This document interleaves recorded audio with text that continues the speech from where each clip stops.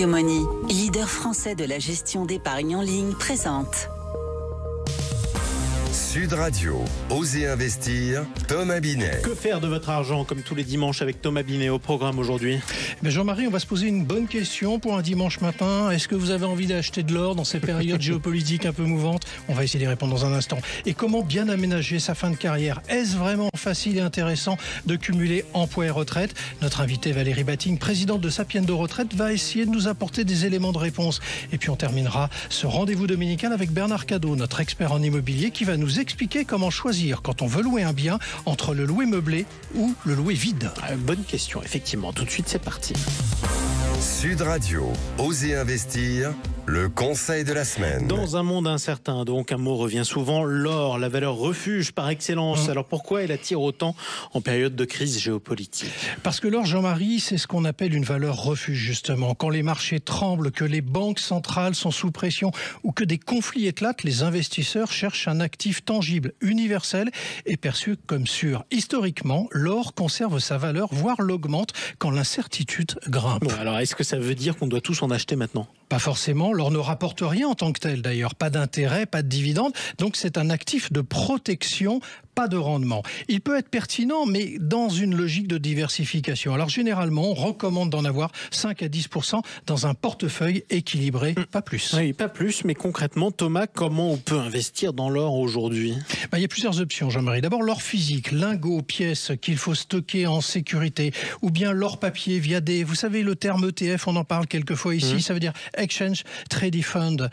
Ça sert, ce sont des fonds négociés en bourse et c'est qui est un panier d'actifs que l'on peut acheter ou vendre comme des actions en bourse, formule idéale pour investir progressivement.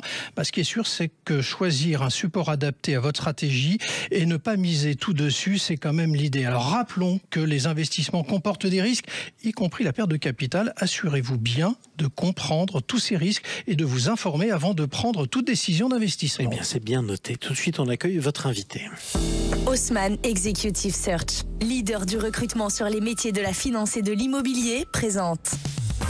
Sud Radio, Osez investir, l'invité. Oui, on est d'humeur prévoyante ce matin sur Sud Radio, puisque votre invité, c'est Valérie Batigne. Bonjour et bienvenue sur Sud Radio. Bonjour.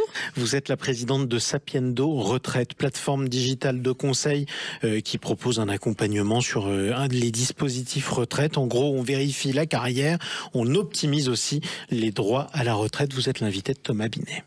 Valérie Batigne, d'abord, on va parler de cette notion de fin de carrière, si vous le voulez bien. Est-ce une période qu'on prépare suffisamment aujourd'hui en France? Je pense qu'on ne la prépare pas assez parce qu'elle a beaucoup évolué et en fait, il y a pas mal de dispositifs qui sont très avantageux. Avant, soit on était en activité, soit on était à la retraite. Voilà, c'était simple. C'était simple, c'était binaire. Maintenant, il y a un joli mot qui s'appelle transition emploi-retraite. Il y a des dispositifs où à la fois on peut travailler et donc tirer un revenu d'activité, et à la fois percevoir une pension de retraite. Alors justement, on va s'intéresser à la retraite progressive, par définition. Qu'entend-on par retraite progressive? Ces appellations nouvelles qu'on entend aujourd'hui. Voilà. Donc la retraite progressive, c'est un dispositif relativement neuf qui permet, à partir de 2 ans avant l'âge légal, donc si on considère que l'âge légal aujourd'hui, on va se placer à 64 ans, donc à partir de 62 ans, et peut-être bientôt à partir de 60 ans, de prendre un temps partiel, c'est-à-dire de dire à son employeur, je ne vais plus travailler à 100% du temps, mais par exemple à mi-temps, à 50% du temps. Donc on travaillera à mi-temps dans son entreprise, et l'autre mi-temps, on le passera à la retraite. On va prendre une retraite provisoire qu'on va calculer, qui sera égale à 50% de la retraite à laquelle on aurait droit. Et c'est ça le dispositif de retraite progressive. Donc on a 2 types de revenus. On a le revenu de son temps partiel et le revenu de sa retraite provisoire.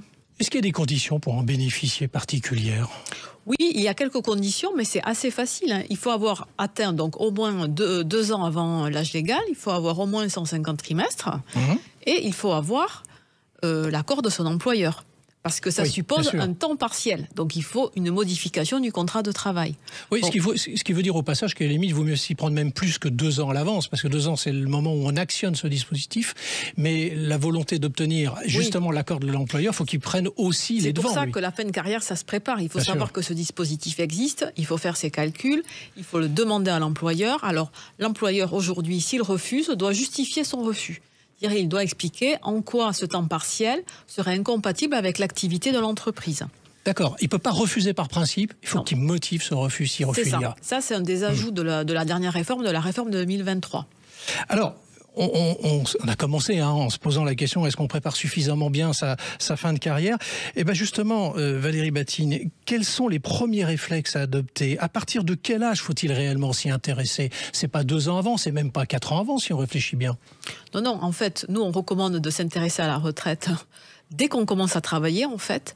Oui, c'est ça. Donc ça, c'est pour savoir combien on aurait à peu près à sa retraite, pour anticiper, si vous voulez, le décalage, la perte de revenus qu'on aura. De diminuer cette perte de revenus, notamment en épargnant. Mais ça, c'est quand on est plutôt jeune. Quand on approche des 55-60 ans, c'est intéressant de se dire, là, on est qu'à, on va dire, 5-10 ans de sa retraite, comment je vais prendre ma retraite? Est-ce que ça va être d'un coup, j'arrête tout? Ou est-ce que je vais utiliser tous ces dispositifs? Donc, il y a le dispositif de la retraite progressive, qui est quand même très avantageux, mais il y a aussi le dispositif du cumul emploi-retraite. Il y a quand même un point. Vous dites qu'il faut commencer à s'y intéresser dès qu'on est jeune. Mais reconnaissez avec moi que c'est pas simple aujourd'hui par les temps mouvants au niveau de l'emploi, que des plans de carrière, c'est quelque chose dont on parlait il y a 20, 30, 40 ans en arrière, et aujourd'hui, c'est beaucoup plus complexe. Hormis le fait même que les jeunes, quand vous leur parlez de plans de carrière, c'est pas forcément leur raisonnement. Oui, mais c'est pour ça. Il faut quand même s'y intéresser, parce que justement, les jeunes, ils vont choisir, ils ont le choix. S'ils choisissent d'être salariés, c'est un certain statut et c'est une certaine retraite. Parce que quand on est salarié, on cotise beaucoup, sans s'en apercevoir, mais il y a beaucoup de cotisations versées pour la retraite. Si une personne jeune se dit « moi, je ne veux pas être salarié, je veux être freelance, je veux être micro-entrepreneur », il faut qu'il soit conscient que les cotisations retraite, ce n'est pas les mêmes, et donc ses droits à la retraite ne seront pas les mêmes. Donc il faut décider en connaissance de cause. Donc je traduis, si on est micro-entrepreneur ou si on est freelance, pour avoir le même niveau de retraite, il faut beaucoup plus épargner qu'un salarié. Et pour savoir ça, il faut faire quelques simulations, il faut s'y intéresser un minimum. Alors vous avez parlé justement du cumul emploi-retraite. Combien de personnes y ont recours? Tendance à vous poser cette question rapidement. Et qui y a recours? Est-ce qu'il y a un profil type? Au-delà du fait que tout le monde pourrait y avoir recours, j'ai bien saisi votre propos, mais dans la réalité, ça se passe comment? Alors il y a 2 dispositifs. Il y a la retraite progressive et le cumul emploi-retraite. Le cumul, c'est différent. C'est je fais valoir tous mes droits à la retraite. Voilà, je suis plus du tout salarié, etc. Et je reprends un emploi. J'entends, mais il est possible qu'il y ait quand même des profils qui s'y consacrent un peu plus. Oui, donc au niveau du cumul, c'est un cumul, ce dispositif a beaucoup de succès. Il y a 500 000 personnes actuellement qui cumulent, c'est pas rien, c'est beaucoup, qui cumulent emploi et retraite, mais ils ont déjà liquidé leur retraite. Alors, qui sont ces personnes qui cumulent? À 42%, ce sont des cadres ou des indépendants. Voilà. Il y a une surreprésentation des indépendants et même des agriculteurs. Et une sous-représentation, on va dire, des salariés 1 sur 10. Femmes, hommes, il y a une parité là-dessus ou pas du tout? C'est à peu près paritaire. C'est à peu près paritaire. Un peu plus d'hommes, mais ce n'est pas significatif. Alors, si on veut se lancer là-dedans, Valérie Batine, est-ce qu'il y a des choses auxquelles il faut s'attacher avant? Est-ce qu'il faut s'intéresser à des choses avant de se lancer dans un des choix que vous avez évoqués?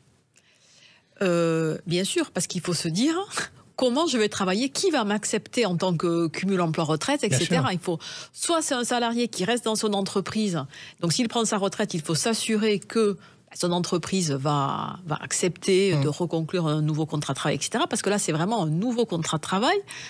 À quel salaire, ou alors si c'est pas dans son entreprise, peut-être il y a beaucoup de personnes qui deviennent consultants, freelance, ou qui font qui sont indépendants. Donc il faut anticiper. Je veux dire, on va pas, on trouve pas des clients non plus comme ça. Et ce qu'il est important de dire, c'est que la retraite progressive, en revanche, a beaucoup moins de succès. Je veux dire, il y a 30 000 personnes. Donc par rapport à 500 000, ça n'a rien à voir. C'est beaucoup plus récent aussi. C'est en forte progression néanmoins. 33 000, dont 17 000 en 2024. Et là, surreprésentation massive des femmes. C'est très clair. De femmes.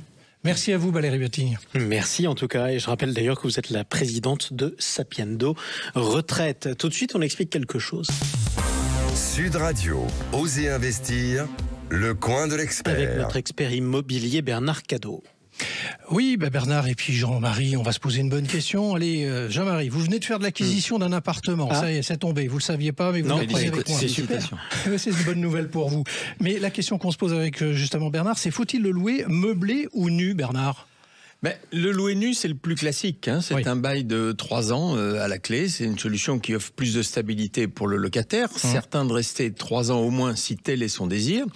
Elle est moins rentable pour le bailleur qui l'aura un petit peu moins cher qu'en meublé.